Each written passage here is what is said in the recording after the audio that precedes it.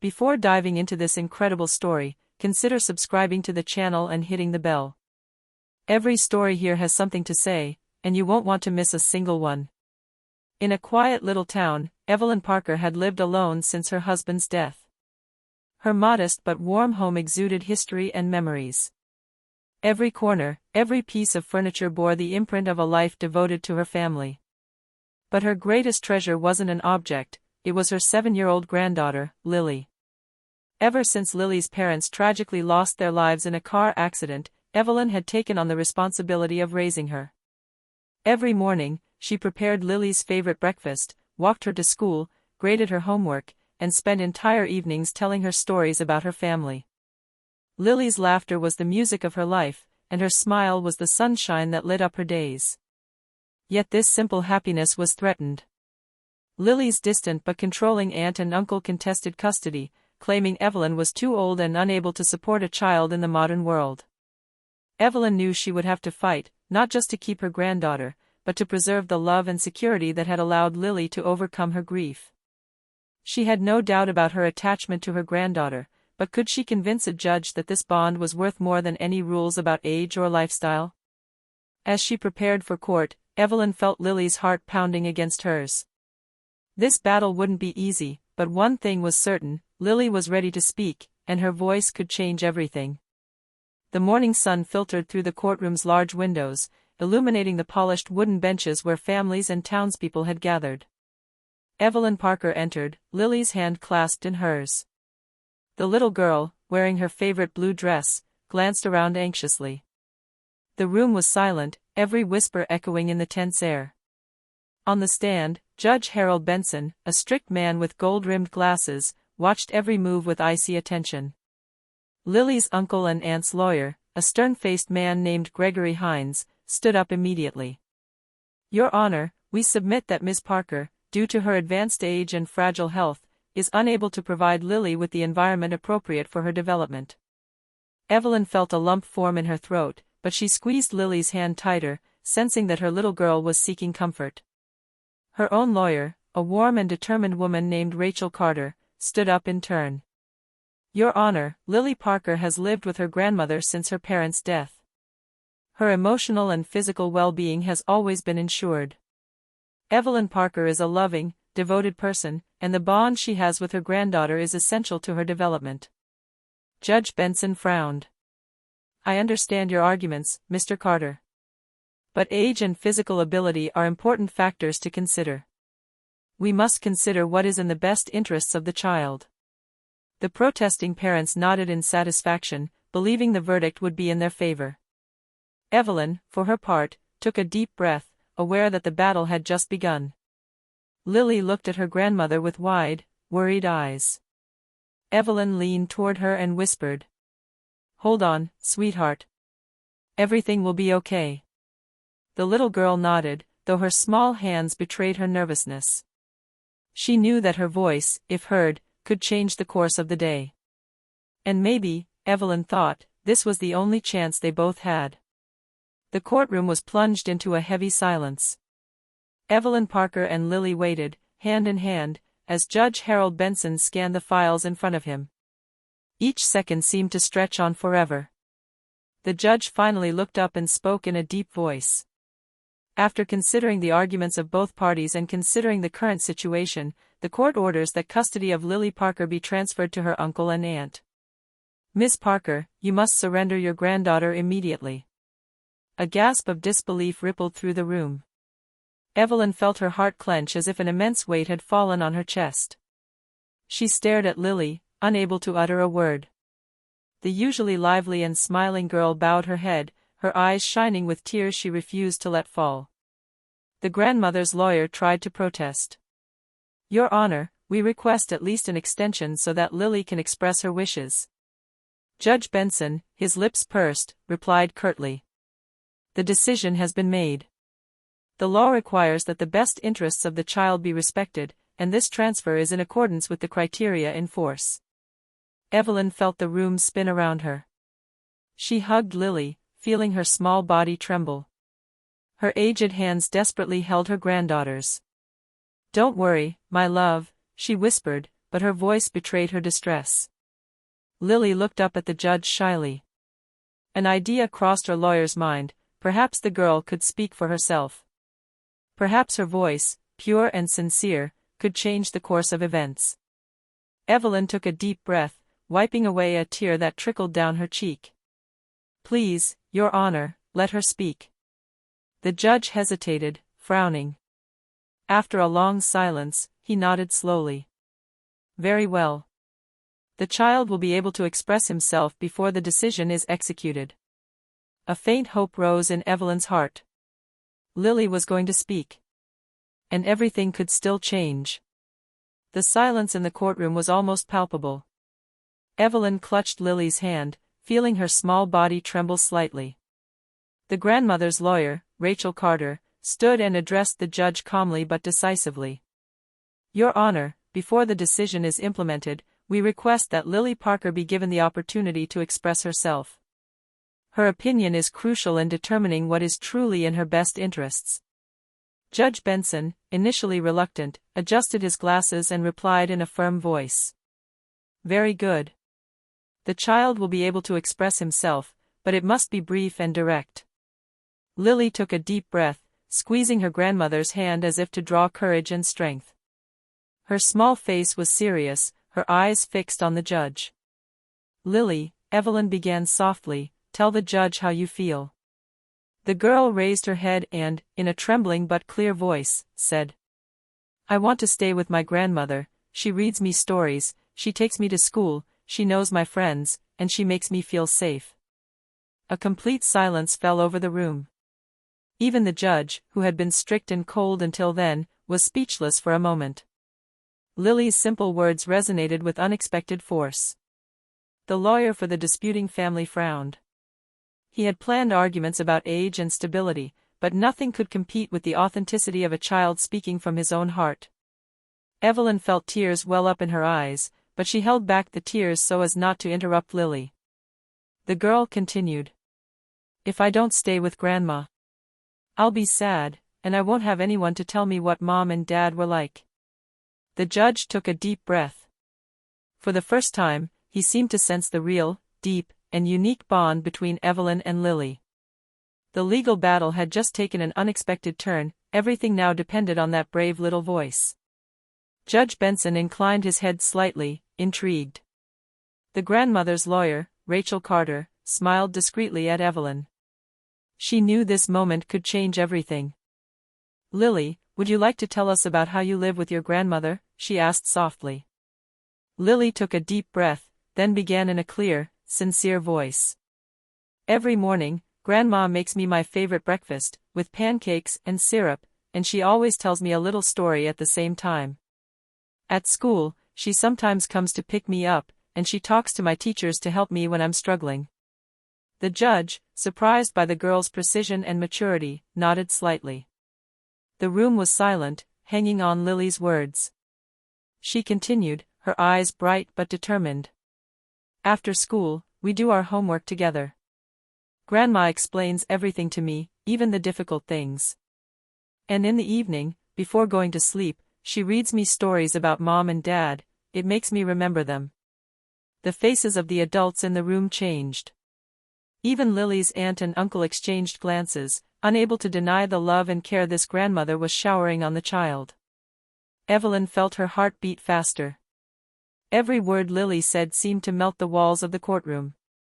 She whispered softly, "It's you, my love, you are brave." Lily, encouraged, concludes, "I want to stay with my grandmother, because she understands me, she loves me, and she makes me feel safe every day." Judge Benson rubbed his temple, visibly troubled. Lily's sincerity highlighted what the documents and legal arguments could not demonstrate. Evelyn was not only capable, but essential to Lily's life and happiness. A murmur ran through the room. This was no longer a simple matter of laws and regulations, it was the voice of a child who weighed more than all the papers and arguments combined. After Lily's testimony, a stunned silence reigned in the courtroom. The girl's simple yet powerful words had struck a chord with every adult present. Even Judge Benson, known for his cool impartiality, seemed to be in deep thought. Lily's uncle and aunt, who had argued for her custody, exchanged uncertain glances. Arguments about Evelyn's age and the supposed instability of her home now seemed paltry in comparison to the little girl's sincerity. The grandmother's lawyer, Rachel Carter, took advantage of this tense moment. "Your Honor, as you can see, Lily is attached to her grandmother. She lives safe, happy, and surrounded by love. Her emotional well-being is evident. No argument about age or so-called modernity can replace this vital bond." Judge Benson leaned back in his chair, rubbing his temples. He looked at Evelyn and Lily, and a simple but powerful truth dawned on him: a child's true well-being cannot be measured solely by legal or material criteria. At this moment, Lily, feeling that her testimony was touching hearts, added in a small, firm voice, "I don't want to go with my uncle and aunt. I'll be sad every day. With my grandmother, I feel at home and safe." Murmurs rippled through the room. Even the spectators present could not hold back a few tears, touched by the child's innocence and sincerity. The judge seemed to hesitate, caught between the letter of the law and the evidence of his heart. Evelyn felt her heart lighten slightly. She knew the battle wasn't over yet, but Lily's voice had just sown irreversible doubt in the minds of the judge and even among the protesters. This moment marked a turning point. The truth had been revealed by a 7-year-old girl. She belonged to her grandmother, and no one could dispute this invisible but indestructible bond. Judge Benson frowned slightly, remaining silent, while Lily continued to squeeze her grandmother's hand. The atmosphere had become almost palpable, every heartbeat seeming to fill the courtroom. Rachel Carter leaned gently towards Lily. "My love, do you want to say anything else to the judge before he makes his decision?" Lily took a deep breath and looked up at the judge with a determination beyond her years. "I want to stay with my grandmother," she began, her voice shaky but clear. "She tells me stories about Mom and Dad. If I'm not with her, I'll be alone. I won't have anyone to remind me of who they were." An overwhelming silence filled the room. The protesters' faces changed, some bowing their heads, unable to argue with the obvious. Evelyn felt tears welling up in her eyes. She wrapped Lily in her arms, feeling her small body tremble against hers. Judge Benson, visibly moved in spite of himself, rubbed his forehead and whispered almost to himself, "Perhaps we have forgotten that it is not a question of paper or arguments, but of the heart." Every word Lily said carried more weight than any legal documents presented. She had just shown, without artifice or calculation, what true love meant. Evelyn understood that this moment could change the course of their lives. Lily continued, with poignant sincerity, "Grandma takes care of me every day. She helps me learn, she makes me laugh, she loves me. I want to stay with her." The judge, touched and silent, looked Evelyn in the eye. The entire room seemed to hold its breath, hanging on the decision of the man who had the power to separate or reunite this family. For the first time, it was clear, the truth was not coming from adults, but from the innocent voice of a 7-year-old girl. The silence in the courtroom was almost solemn. Judge Harold Benson, usually so cold and methodical, remained deep in thought for a long moment, his eyes fixed on Evelyn and Lily. Every word the girl said seemed to strike his mind with unexpected force. He took a deep breath, then stood up slowly, placing his hands on the desk. His voice, firm at first, became softer.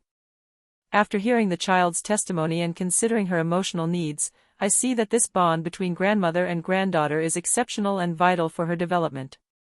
Evelyn felt her heart leap. She hugged Lily, unable to contain her tears of joy. Lily, however, couldn't help but smile shyly, her eyes still moist. The judge continued, now with a clarity that cut off all dispute. "The best interests of a child are not measured solely by age or legal conventions. They are measured by the love, security, and well-being they receive on a daily basis. It is therefore in Lily Parker's best interest to remain in the care of her grandmother, Evelyn Parker." A murmur of relief rippled through the room. Even the protesters seemed shaken, unable to respond to such simple, human evidence. The grandmother's lawyer approached, his eyes shining with satisfaction. "Your Honor, thank you for recognizing this valuable connection. Evelyn, still holding Lily against her, whispered softly to her granddaughter. You see, my love, your voice has changed everything. Lily hugged her grandmother even tighter, realizing she had just participated in a true miracle. That day, a little girl's voice had shifted the tide of justice, proving that sometimes the smallest things have the power to reveal the greatest truths. The courtroom, which had been tense and silent all morning, finally erupted in murmurs and gasps of emotion. Evelyn and Lily stood frozen for a moment, their hearts pounding, as the reality of the decision slowly sank in. The protesters, Lily's uncle and aunt, sat side by side, their faces tense, unable to speak. They had hoped to win custody, but Lily's testimony and the judge's decision had confronted them with a truth they could not deny.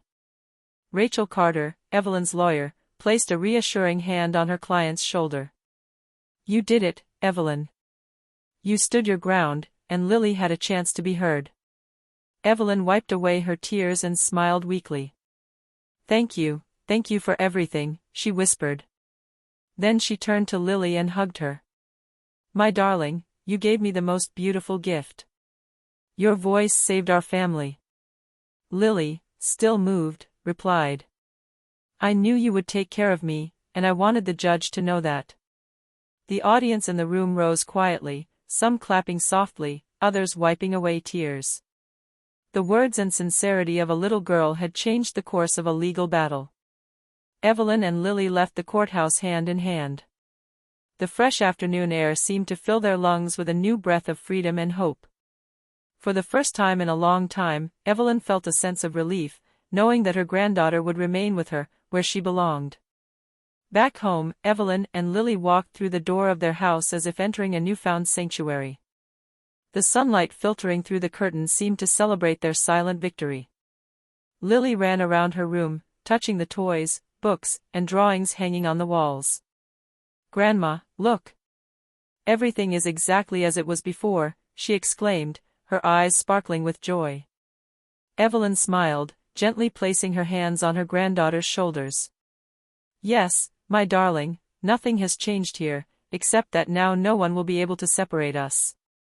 That evening, they settled into the living room, as they did every night. Evelyn took out an old storybook, and Lily sat beside her, ready to listen. But this time, a sense of peace and security enveloped the room. You know, Grandma, Lily whispered, settling into her grandmother's lap, I feel even happier now. Because I spoke, and you listened. Evelyn felt her eyes fill with tears, but this time they were tears of gratitude and joy. Yes, my love, and you showed everyone that your opinion matters. Your courage made all the difference. In this house filled with memories and love, grandmother and granddaughter resumed their daily lives, but this ordeal had brought them closer than ever before. Their already strong bond had transformed into a truly indestructible force. For Evelyn and Lily, every day was now a living testament to the love, trust, and resilience of a family united by heart rather than blood or law. The days following the hearing were filled with a comforting calm. Evelyn and Lily returned to their routines, but each moment now held a new depth. Walks in the park, evening homework, and stories by the fire seemed imbued with a quiet gratitude for what had been gained. Lily, with her innocence and budding maturity, had learned that her voice could count, that her feelings were important. Evelyn, for her part, had discovered that even in the face of injustice and adversity, true love could move mountains. One afternoon, as they sat down together for tea, Lily looked at her grandmother and said, Grandma, do you think other children need to talk too for adults to understand? Evelyn smiled, taking her granddaughter's hand. Yes, my darling. Every child has the right to be heard. And sometimes their words are more powerful than anything we adults can say.